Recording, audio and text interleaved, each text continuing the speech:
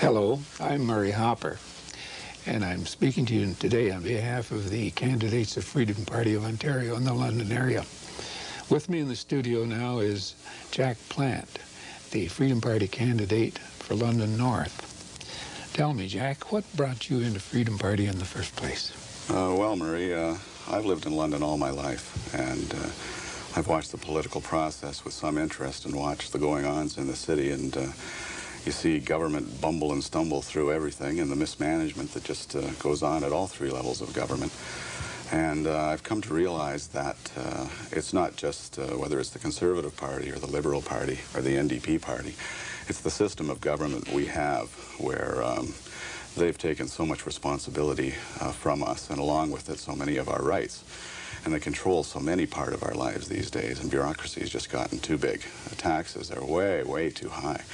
Our deficit is a disgrace, and the Peterson government's bragging now about how they have a balanced budget and everything. Well, they have a temporary operating surplus, but the way they did it, the way they balanced the budget was on the backs of the taxpayers, and this seems to be something that they're proud of. And the Conservatives, they're saying that they're going to freeze taxes, but I'd like to see them roll back taxes if they're really not happy with the increases that the Peterson government put in. But I just realized that there comes a time in an individual's life when it's a time for action, and you have to take action eventually. I think as we grow older, all of us realize that if we want to do something, we end up having to do it ourselves, and or otherwise it doesn't get done. And I've realized that you can fight City Hall. It's hard, and a lot of people are afraid to take action, but there does come a time when you have to stand up for yourself, and you have to be counted. And if we don't do it, nobody else will get it done. Tell me, Jack, what are the issues you're finding as you go around talking to people these days? Well, certainly I think the major issue is taxes. The tax rates we have now, Ontario being the highest taxed province in the country, are just outrageous. The average citizen is paying 55% of his hard-earned money in taxes, and I think that's outrageous. Freedom Party would like to see these cut drastically, and we'd like to see government spending cut. We would like to see a lot of services privatized. And another issue is the environment. And again, I see the main problem with a lot of the environmental questions as being the fact that government controls them. And they're responsible for these services, and yet they can't be held accountable. When some disaster happens due to mismanagement or whatever, you can't really go and sue the individual that brought in the plan. They're subsidizing waste through their subsidy of garbage disposal. You know, they take it out of our back pocket through taxes with one hand, and then give us what so-called free garbage disposal, and we don't see the true cost reflected, and we have no control over that pricing mechanism, which would bring the responsibility back to us. You know, a lot of people think they're being responsible environmentally, but I see it that the government has taken away the opportunity for us really to be responsible.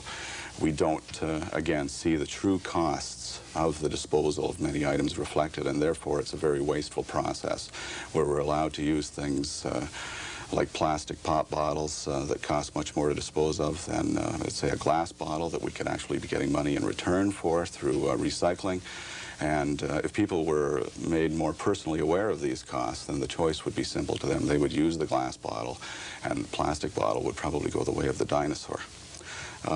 Another big issue really is voter apathy. 60% of the people out there that could vote don't vote, and these are the people Freedom Party would like to appeal to. I'm involved in politics again because I hate politics, and I hate what's going on, and it came a time when I had to do something, and through Freedom Party I found the vehicle that has made that possible.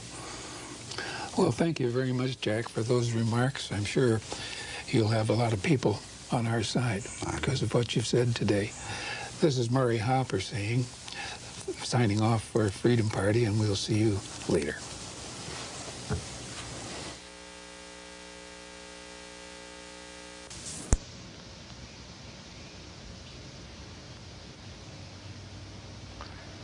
I'm Bruce Lundgren. I'm delighted to have this opportunity to talk with Carolyn Davies, the candidate for the New Democrats in London North. Hello, Carolyn. Hello, how are you? I'm doing well, and I hope that the campaign's going well for you. They say out there that there aren't any issues in this campaign. Do you agree? Well, I certainly do not. I think that there are, in fact, so many issues out there that it's really hard for anyone to focus on any one particular one. And I think that is exciting, but it's also an opportunity to start addressing some of the things that the government has been ignoring for a long time. How do you make a connection between your own particular interests in healthcare issues as a nurse and particularly an issue that concerns everyone, the environment? Well, as a registered nurse, I see that healthcare is a critical aspect of everyone's life, and if it's affected, then people can't live the quality of life they should have. The environment plays a tremendous role in people's wellness. If we have air pollution, we have all kinds of illnesses that are occurring from that, asthmas, allergies, chronic lung infections, and other types of things that can really, really affect the quality of life in this province. Water quality is another issue which needs to be addressed, and it needs to be addressed immediately, and it isn't being addressed. Bob Rae has called the platform of the NDP an agenda for people. If you were to give some sense of what the central concerns of that agenda for people are, what would you have to say?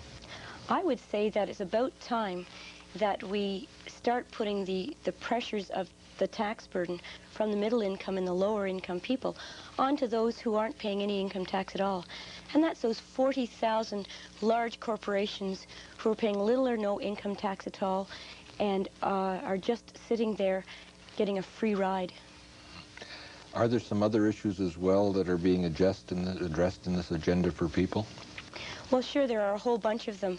I'm concerned that the GST isn't, that Peterson is really cooperating with Mulroney in the implementation of the GST, and on top of that, slapping a provincial sales tax on top of that. So it's going to burden the middle income and lower income people even more, while the large corporations are just not carrying their load in fair taxes.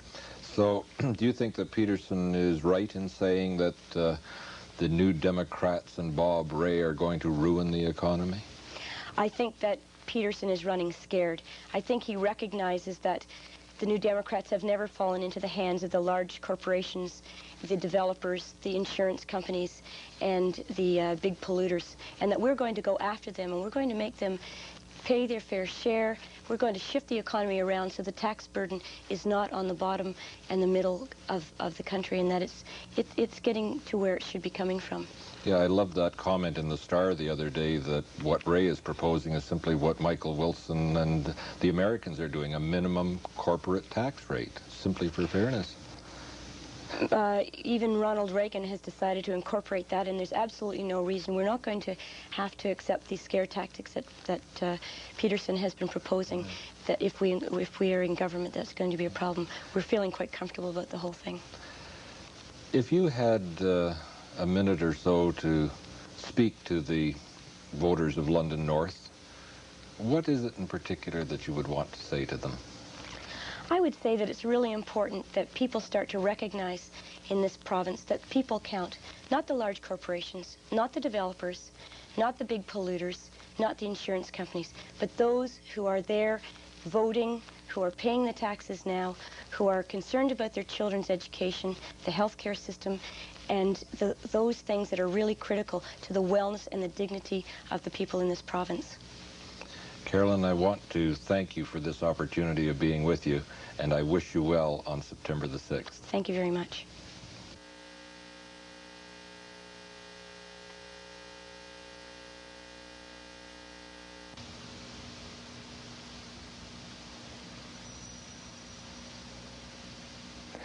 Hi, I'm Steve Buchanan, your Liberal candidate in London North.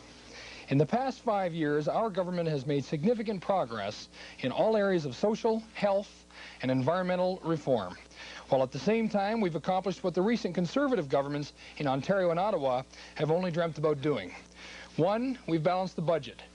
2, we've eliminated the deficit. And 3, we've made a payment against the debt. It's true, to do this, in some areas taxes have gone up. But it's equally true that 28 taxes have been decreased. Let me put into perspective the Ontario that we inherited in 1985. The Conservatives left this province with a $2.6 billion deficit and an even larger deficit in the huge planning and programming that was eating away at every major ministry at the province. Our increases in public expenditures have been necessary in order to repair and, in some cases, create the new infrastructures required to develop our province for the future. My Conservative opponent has been critical of what we've done. But think about this question. What has a Conservative done for you lately? I'm proud of the Liberal record in Ontario. We've increased education expenditures 66%, health care by 85%, and our commitment to the environment by over 200%. We've introduced some of the most progressive and far-reaching reforms ever introduced in the areas of community and social services and pay equity. The Premier has shown personal commitment and leadership on every issue. He has established the Premier's Health Council and the Premier's Council on Technology as two examples of putting his vision for the future into action. Against this short list of our accomplishments, again, I ask you, what has a Conservative done for you lately? What proactive vision do the Conservatives have of Ontario and for Canada?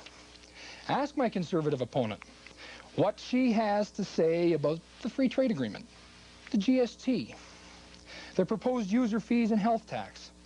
Ask her why they want to scrap rent controls, pay equity, and extend the provincial sales tax to include food. This election is about leadership and governing Ontario successfully in the uncertain times ahead, because never before have external forces affected Ontario as they will in the future. For example, the Persian Gulf crisis, $35 a barrel oil, our overvalued dollar, foreign competition, and high interest rates will all bring new challenges to Ontario in the future. Now is not the time for mediocrity in leadership or representation. Now is the time for vision and energy at Queen's Park, and even in London North. For us in London North, this election is our opportunity to join the team of the 90s, for us to be a positive force and not just an outside critic. As your MPP, I'll be inside the government caucus room, speaking as your voice where it will be heard and understood. I will be your direct link and strong presence inside the government, getting the job done. Because electing me will mean action for London North. Thank you.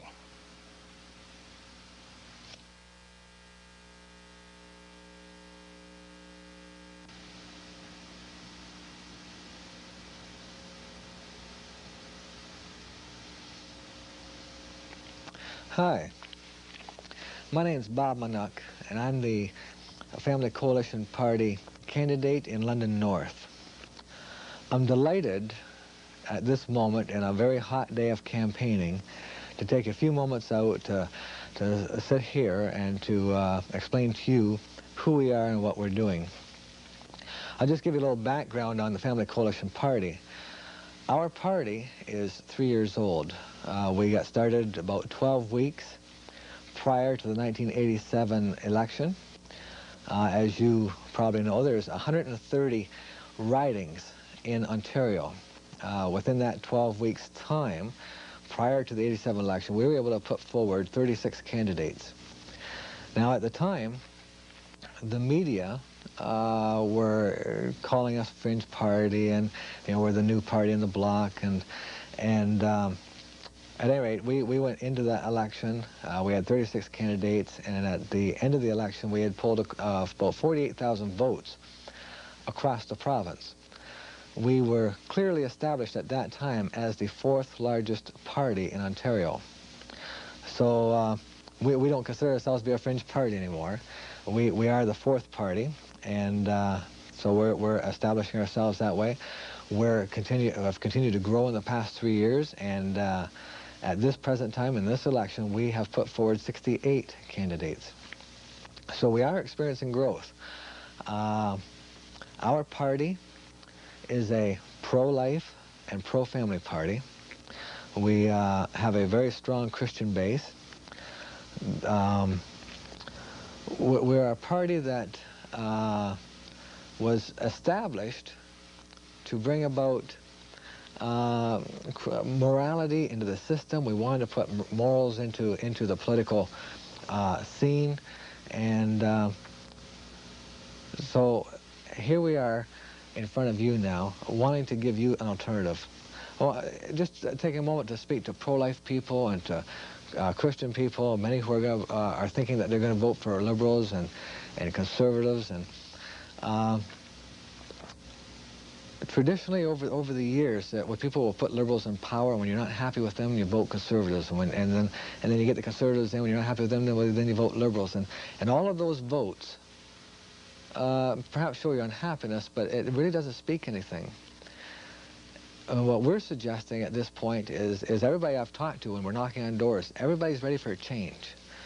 The Family Coalition Party can be that change, and we are suggesting to you that a vote for the Family Coalition Party is going to be louder than any other vote that you can put forward. We have a strong pro-life stand, pro-family. We are concerned about the economy, about deficits. We think it's immoral to pass on deficits to our children that they cannot even pay in their lifetime. It's immoral to pass on to our children an environment that is disintegrating. We need to care about these things. We need to care about social assistance, meeting the needs, real needs of people, without giving handouts to everybody, but giving those resources to people who need it. We're against Sunday shopping. We believe that it's proper to have a pause day for the family. We believe that all legislation should be examined to its effects on the family. And if there's any negative effects, then they need to be dealt with. We are there to represent you. And we recognize that even the simple thing is raising taxes impacts the family. It impacts you. It erodes your disposable income. Those are the issues that are affecting families, all families. And we're here wanting to work for you. We are prepared to make a stand. We're not embarrassed to make a stand, to stand up for what we believe is right. We aren't compromising on it. And we would just appreciate the opportunity to serve you, and we believe that a vote for us will be a vote for all families. We thank you.